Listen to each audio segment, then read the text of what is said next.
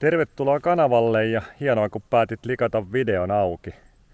Mä oon tällä kertaa semmosessa paikassa kuin Oraanmylly tai sen pihapiirissä. Tää on Parikkalaa ja tarkemmin Särkisalmea. Ja mulla olisi tarkoitus mennä nyt semmoselle reitille kuin Kyynärpään ojan polku. Se on noin 10 kilometriä pitkä reitti ja pitäisi olla tuolla mun selän takana jossain. Vielä en ole lähtöpistettä löytänyt, mutta tossa on tommonen kyltti retkeilyreitit. Ja se on varmaan siis jompaan kumpaan siutaan siitä. Mä valitsen ton suunnan, koska toisella suunnalla oli semmonen kyltti kuin Aatepekan polku. Ja sen mä tiedän, että se on sitten taas tuolla mun nenäni edessä tommosen lammen toisella puolella. Se on noin 2 kilometrin mittainen reitti. Katsotaan, käynkö mä siellä tänään vai kenties joskus toiste. Mut nyt painutaan tonne suuntaan ja katsotaan löydetäänkö sen Kyynärpään ojan polun lähtöpiste. Ja hienoa, että sä lähet mun mukaan. Juuri tää tiepohja, mitä tällä hetkellä tallustetaan, niin tää kuuluu myös siihen E10 pitkään Euroopan halki menemään retkeilyreittiin tai retkeilyreitistöön. Ja osa tästä Kyynärpään ojan polusta menee sen kanssa samaa reittiä pitkin. Semmoisen tiedon löysin netistä, mutta tosissaan mulla ei ole tarkemmin nyt ainakaan vielä tietoa, että mistä kohtaa se täältä sitten lähtee tonne oikealle metsään. Mutta eiköhän toi meille kohta selviä. Kerrotaan nyt pikkusen tästä Oraanmyllystäkin samalla. Täällä on asuntovaunupaikkaa jonkin verran. Täällä on, niin kuin tuossa näkyy, matkaparkki.com. Sitten täällä on ainakin parit saunat ja sitten täällä on jonkin verran tuommoista rakennuksissa olevaa majoitusta. Ja tossa on toi alueen päärakennus. Siellä on vastaanottoa ja sen semmoista. Mutta meidän tarkoitus on nyt löytää se, mistä se lähtee tonne oikealle metsään se polku. Tai no, ollaanhan me reitillä jo nyt. Ja itse asiassa mennäänkin tästä tonne vasempaan. Näin mä hetkellisesti ainakin. Kartan mukaan se on tuo oikealla puolella. Mutta täältä löytyy tällainen kyltti, missä näkyy selvästi sininen ja oranssi. Aatepekan polku on varmaan sininen. Ja sitten tosta on kulunut toisesta teksti pois, mutta se on sitten varmasti toinen. Ahaa, täällä sitten löytyy lisää tietoa. Kyynärpäänjoen polku näyttää tästä oikealle niin kuin Aatepekan polkukin. Sitten on muuten osa rajojen reittiäkin, mistä mä oon käynyt toisellakin polulla, mikä on osittain sitä. Aha, nyt löytyy täältä tämmönen kartta sitten, että olet tässä. Mutta tämän mukaan tää polku menee niinku, tän voi kiertää kummin päin vaan. Ja kun me ollaan kerta nyt suunnilleen tosta lähetty ja tultu jo tähän, niin mehän mennään nyt sitten näin päin tätä. Perinteikkääseen tapaan, niin mä en ole nyt lainkaan varma, onko mä ihan oikealla reitillä, koska täällä on kyllä tämmöisiä oransseja merkkejä. Mutta tosta lähti äsken vinosti vasemmalle polku, missä myös näkyy noita oranssia merkkejä. Mutta se karttakuva, mitä äsken katsoimme, niin siinä tää Kyynärpään ojan polku näytti tekevän vastaavaa lenkkiä, kun tekee tää tie tässä nyt. Niin tästä päättelin, että se olisi tää. Ja sitten toi toinen oranssi reitti on varmaan sit sitä rajojen reittiä. Et mennään tällä olettamalla ja luotetaan olevamme oikealla reitillä. Semmonen lähes kilometri on nyt polkua tultu. Ja sitten löytyi tällainen merkki. Noin, eli oikealla polulla ollaan. Mutta ei tätä nyt ihan poluksi voi sanoa, nimittäin se on ollut tuota. Sitä tietä tässä on nyt tultu lähes kilometri ja samanlaista polkua näyttää jatkuvan ton käännöksenkin jälkeen. Mutta odotellaan seuraavaa merkkiä ja katsotaan mitä vastaan tulee. Noin kilometri edellisestä videopätkästä, milloin kamera oli päällä. Ja tähän asti tultiin tietä pitkin. Nyt ilmeisesti Kyynärpään ojan polku lähtee tänne. Noin nuolet osoittais vähän niin, vaikkei tätä kyseisen polun nimeä tässä nyt mainitakaan. Mutta tännehän me lähdetään ja luotetaan, että tää on se, eikä tällä puolella tietä muita reittejä pitäisi mennä. Mut nyt päästiin jo polulle, mikä on todella mukavaa. Yksi hyvä puoli on tähän mennessä jo tullut vastaan. Sen lisäksi, että tietysti reitti on ollut helppokulkuinen, kun se on ollut tie, mikä ei ole toisaalta hyvä asia missään nimessä, helppokulkuisuus kyllä, mutta ei se tie. Mutta on se, että ei täällä kyllä ketään muita on näkynyt, että ihan yksinään on saanut mennä ja se on todella positiivinen puoli se. Noi oranssit maalimerkinnät tänne on ilmeisesti hiljattain tehty tai ainakin hiljattain uusittu, kun ne on juuri maalatun näköisiä ja todella kirkkaita ja helposti erottuvia. Niin kuin tuossa tieosuudellakin, niin oli kyllä kaikki ne tolpat, mitä sinne oli lyöty, niin näytti siltä, että ne oli juuri vasta laitettu. Et sillä pätkällä kyllä näkyi paikoin puissa semmosia haaleempia oranssisia renkuloita, mutta ei noin selkeitä kuin tuossa.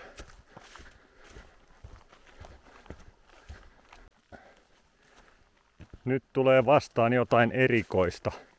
Enpä muista, että olisin ennen nähnyt luontopolulla stop-merkkiä. Jaha, tää on hiihtäjiä varten varmaan. Stop, älä laske, törmäät puuhun. Okei, no mä en laske, mä kävelen. Niin yritän olla törmäämättä puuhun. Täällä on ilmeisesti tulossa tiukempi mutka, missä on puu erittäin otollisesti hiihtäjälle, joka pitää liikaa vauhtia. Se on varmaan tämä mutka tässä ja toi polun oikealle puolelle kohta jäävä oranssilla merkillä oleva puu on varmaan se, mihin törmäät. Tämä tässä näin. Mennään me tällä hienosti ohi. Hieno kalliorinne nousee sammaleen peitossa tuolla vasemmalla puolella. Ja tässä on hienon näköinen oja. On nimittäin vihreä pohjalta. Todella vihreä ojan pohja. Ja tähän on tehty tämmöiset siltapätkät ja kaikissa nurkissakin on vielä oranssikepit, ettei painu sillalta vahingossa alas. Muutenkin mä oon aika paljon täällä Parikkala-alueen polkuja kiertänyt, niin yhteinen tekijä näillä on se, että nämä on hyvin merkattu. Et täällä ei kyllä eksyyn pääse, niin kuin näette nytkin eteenpäin. Näkyy tikkua, missä on oranssia, näkyy puuta, missä on oranssia. Ja tää polkukin on erittäin helppokulkuinen. Se on aina positiivista ja hienoa, että nämä tämmöiset niin sanotusti lähiretkeilyvaellus tai luontopolkureitit merkitään hyvin. Se on sitten eri asia, kun mennään tonne Lapin erämaihin, niin siellä täytyy sitten liikkujan osata liikkua ihan omin avuin ilman merkintää, mikä sekin on oikein, kun ollaan niissä olosuhteissa. Mutta tänne on kuitenkin tarkoitus saada mahdollisimman moni ihminen liikkumaan ja kuntoilemaan ja näin parantamaan omaa terveyttään ja nauttimaan luonnosta, niin se on hyvä, että on merkitty, niin ei kukaan sitten eksy tänne. Nyt sitten vastaan tuli Hiidenkirnu. Siinä on vähän infokylttiä. 10 000-13 000 vuotta sitten. Tämähän on veden ja kiven yhteistyössä aikaan saama. On kyllä hauskasti kulunut ihan pyöreästi tosta toi kivi. Onkohan täällä lisääkin, kun täällä näkyy jotain rakennelmaa, vai onko tässä se laavu, mistä mainittiin? Täältä tulee se laavu. Siinä on toinen Hiidenkirnu. Se on nyt vettä täynnä. On kyllä hienoja. Ja täällä tulee sitten Hiidenkirnun laavu. Ja siinä on hieno kivistä kasattu tulipaikka. Olisi sinappiakin valmiiksi, joku on sinne jättänyt sinappituupin. Ja tosta löytyy polttopuita. Jos olisi makkaraa, niin ei muuta kuin grillaamaan. Mutta meikäläinen söi tossa juuri ennen kuin lähti tälle polulle. Tosta laavulta kun lähti jatkaa matkaa, niin tuli heti kyltti, että Kyynärpäänjoen laavu 3,5 kilometriä. Ja nuoli tänne päin. Elikkä sen verran kun tallustellaan, niin ollaan seuraavalla laavulla. Eikä tiedä mitä kaikkea hienoa nähtävää tässä matkalla mahtaa tullakaan vastaan. Tuommoista metsäpolkuosuutta oli tuossa edellisen hiekkatiepätkän jälkeen niin tommonen 700 metriä. Sen varrella oli muun muassa ne Hiidenkirnut ja se laavu. Ja nyt sitten tultiin taas tämmöiselle tiepohjalle. Tällä kertaa pikkusen pienemmälle sellaiselle. Toivottavasti tää ei mene sinne toiselle laavulle asti tätä pitkin, ettei tarvi 3 kilometriä kävellä tiellä, vaan pääsis takas metsäpolulle. Voimme huokaista. Ei ollut pitkä pätkä siinä kohtaa sitä tietä. Ehkä 200-300 metriä ja sitten polku poikkesi tämmöiselle metsäautotielle tai mikä tää nyt on, mutta tää nyt on jo ihan poluksi luokiteltavaa reittiä tämä ja tehän tiedätte, että siitä minä tykkään enemmän kuin tiepohjasta. Jaha, seuraavat opaskyltit tulee täältä. Mutta näissäpä ei nyt sitten kerrotakaan mun reitistä yhtään mitään. Kivimäki, Kotisuo. Tonne menee tommonen hyvin pieni polku tonne päin. Mikäköhän se mahto olla siinä se seuraavan laavun. Merkki se muuten taisi olla tää Kyynärpäänjoen laavu. Nyt täytyy varmaan turvautua jonkinnäköiseen valokuvaan, mitä on tosta napsassu ja katsoa, että mihin päin tää mahtaa lähteä tästä. Tostapa ei nyt ottanut ihan tarkkaan selkoa, mutta mä valitsen ton Kivimäki, koska se ainakin löytyi noin paikan nimenä aika läheltä polkua. Sitten taas Kotisuota, niin en siitä kuvasta löytänyt laisinkaan. Mut me lähdetään nyt tänne ja jos tää nyt sattuu olemaan väärä reitti, niin katsotaan sitten mihin ajaudutaan ja mihin joudutaan. Oli reitti sitten oikea tai väärä, niin todella upea kallio on tossa vasemmalla. Hienosti tekee tommosen lipan tänne polun suuntaan. Vois kuvitella, että joskus kauan sitten tossa on pidetty sateella nuotiota ja oltu sateelta suojassa tuossa alla. En toki tiedä, onko esi-isämme näin tehneet, mutta tällä mä omassa pienessä päässäni ajattelen ja heidät siihen istumaan näen. Nyt loppu taas tiepohja kokonaan ja semmonen havainto pitää tehdä, että tää polku ei ilmeisesti ole missään hirveettömän kovassa käytössä.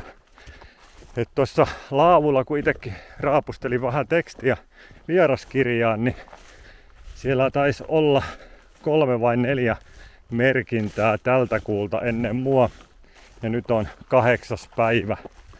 Se ei toki varmaksi kerro sitä, etteikö täällä liikkujia olisi ja kävijöitä siinä laavulla. Mutta ei ne ainakaan kirjoitellut ole liikaa. Ja toinen, mistä näin päättelen, on se, että noilla osuuksilla, missä kasvaa heinää, niin se on aika hyvin peittänyt tämän polun. Ja ei tää tässä varpukasvustossakaan kauhean leveä tää polku oo. Mut helppokulkunen ja selkeä polku kuitenkin. Ja vastaan tuli seuraava tiepohja. Siinä on nuolet. Tuolta mä tulin. Tänne mun pitäisi mennä. Ainoa vaan, että en tiedä kumpaan suuntaan.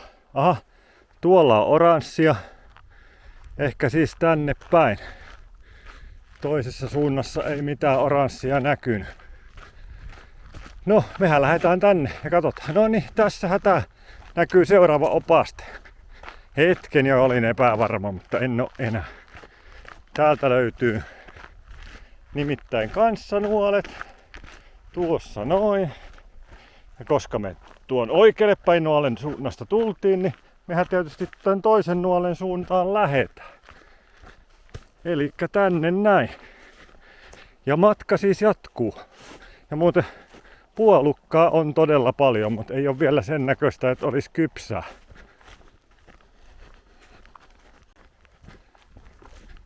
Tää reitti ei ainakaan tähän asti ole ollut mikään semmonen, missä olisi kaikkein eniten jotain wow-efektejä matkan varrella tai minkä suorittaminen vaatisi suunnilleen yliluonnollisia akrobaattisia kykyjä.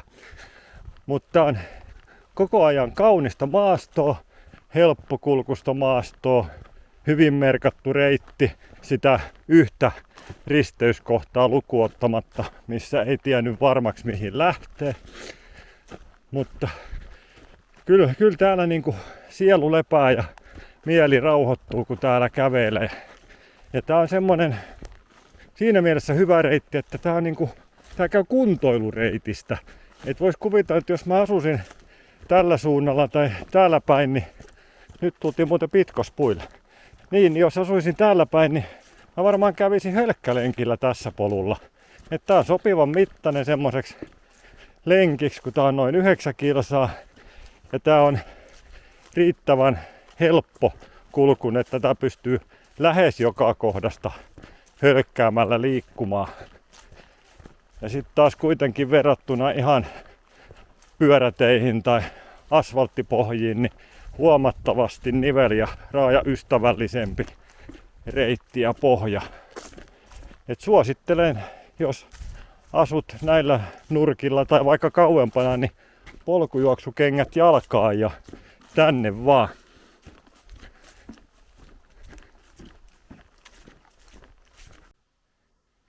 Joku elukka on mennyt mun kanssa samaa reittiä, kun tollasia jälkiä ollut vähän matkaa tässä polussa.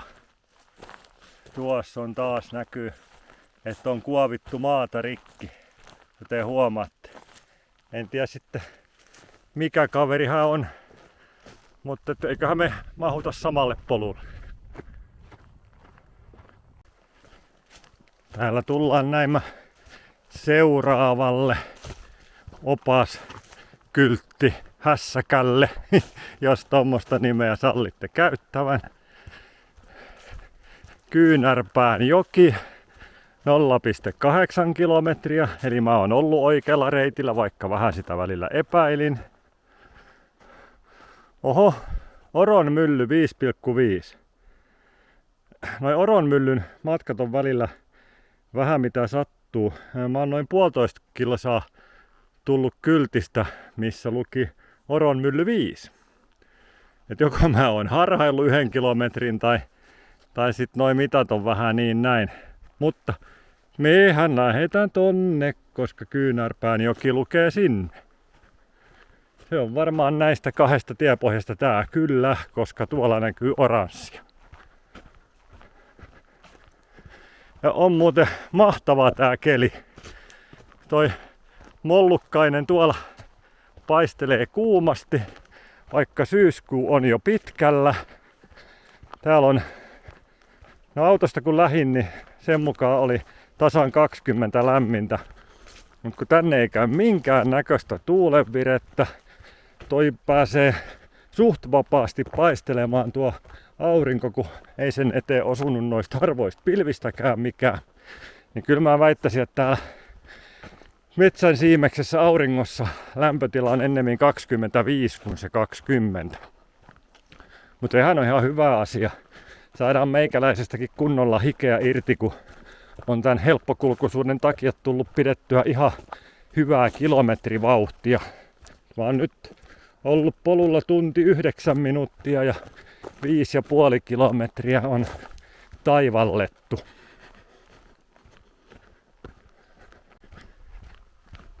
Näytin tuossa hetki sitten teille niitä eläimenjälkiä, mistä ei ollut minulla tietoa mitä ne on. Nyt mä oon tehnyt salapoliisityötä. Kun ollaan nyt tämmöisellä hieman erilaisella maapohjalla, niin noita jälkiä on taas tässäkin ja ne näkyy selvemmin. Ne on aivan selvästi hevosen. Elikkä täällä on joku ratsastanut tätä metsätiepohjaa pitkin. Ei siis ollut mesikämmen tai hirvi, mitä mä ensimmäisenä luulin. Hirvi mun seurana täällä, vaan täällä on mennyt hevosella joku.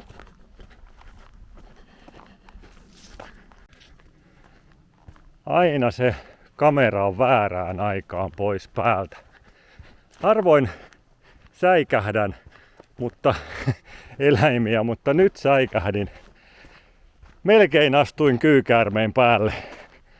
Oli tossa keskellä polkua ihan kuin oksa ja just kun olin astumassa alas, niin se oksa lähti luikertelemaan. Jos ei hän olisi lähtenyt, niin olisi astunut suoraan päälle ja kaveri ei varmaankaan siitä olisi kovin kauheasti tykännyt. Tietysti otin muutama rivaka askeleen ja kaivoi kameran taskustani, johon tuo kerkis painella tuonne metsän siimeksi. Ja varmaan huomasittekin, niin tää tuli taas tielle ja siinä tuli auto just sopivasti samaan aikaan. Ja tuolla näyttää olevan toinen auto. Marjastajia kautta sienestäjiä varmaankin he. Mutta mun reittimerkintöjen mukaan jatkuu tänne suuntaan. Toivottavasti noita eläviä oksia ei tule lisää matkan varrella vastaan. No niin, täällä on taas kunnon kylttihässäkkä. Edellinen laavu mikä nähtiin, niin tuossa on kyltti siihen suuntaan. Tää laavu on tuonne. Kivimäki 08 on tuonne, mistä tultiin kanssa. En kyllä sitä kivimäkeä siinä varsinaisesti huomannut, jos ei ollut se yksi kallio, mitä hieman kuvasin. Ja nyt sitten mun polku tulee jatkumaan tonne vasemmalle, missä on Oranmylly 3 kilometriä. Elikkä Mut mehän käydään tietysti Kyynärpään joen laavulla ensi katsomassa millainen se on. Täällä on oikein ilmoitusta kameravalvonnastakin ja näin poispäin. Nää haluaa pitää omaisuudestaan huolta ja turvata sitä hieman. Jaha, ja sitten näin hirvi kärpästä ilmestyi kaulalle kanssa samaan aikaisesti. No niin, nyt tullaan tähän laavulle. Tää on aivan vastaavan näköinen kuin se Hiidenkirnun laavukin. Samanlainen roskispönttö, vastaava puulava ja yhtä hyvännäköisiä polttopuita. luonnonkivistä kasattu tulisia, niin kuin oli sielläkin. Ja sitten siinä on itse laavu ja siellä näkyy ainakin halsteri ja makkaratikku. Sinappituubia tässä ei näy niin kuin näkyy edellisellä laavulla. Ja sitten täällä löytyy kyltti, että Kyynärpään joki 100 metriä. Kyllähän me nyt jokeakin käydään kurkkaamassa, koska me käytiin laavuakin kurkkaamassa. Eihän tässä muu auta. Tämmönen jyrkkä alamäki lähtee tänne kohti jokea. Sinne sitten ja kuvaillaan joella lisää. No jos tämä on Kyynärpään joki, niin eipä ollut kovin iso tämä joki. Mutta kurkataan nyt vielä vähän eteenpäin, että jos tää olisi vain joku oja, mutta kyllä mulla se 100 metriä rupeaa olemaan varmaan tassutettuna tosta kyltiltä.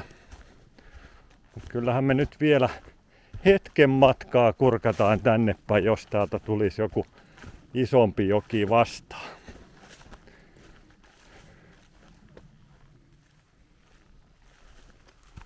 Tämmönen täältä tuli.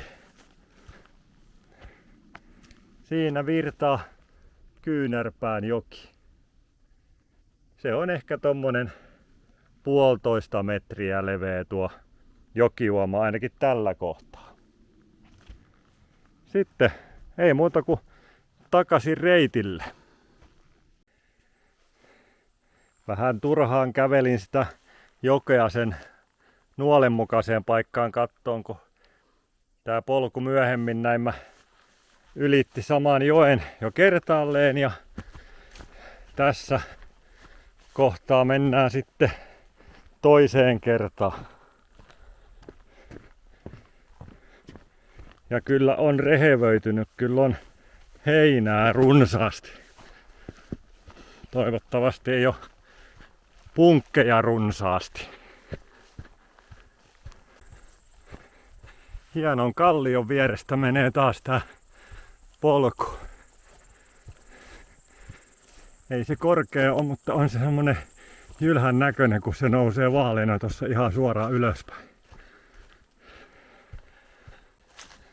Nyt tää polku kulkee heinikossa tällaisen vanhan hakkuualueen vieressä näin.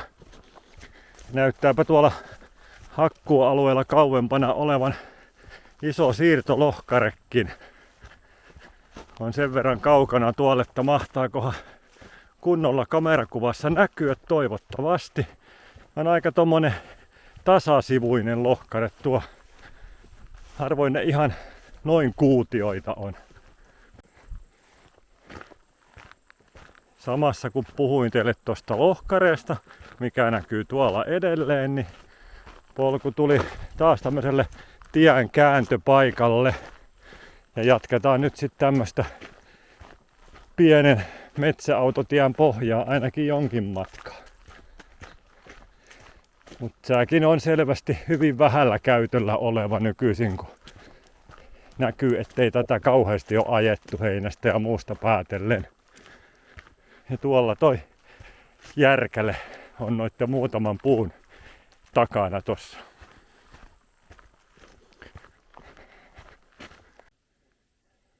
Polun merkintöjä tässä jossakin vaiheessa kehuin ja muutenkin täällä Parikkala-alueella kulkevien polkujen merkinnät on yleensä ensiluokkaisia tai sitä parempia.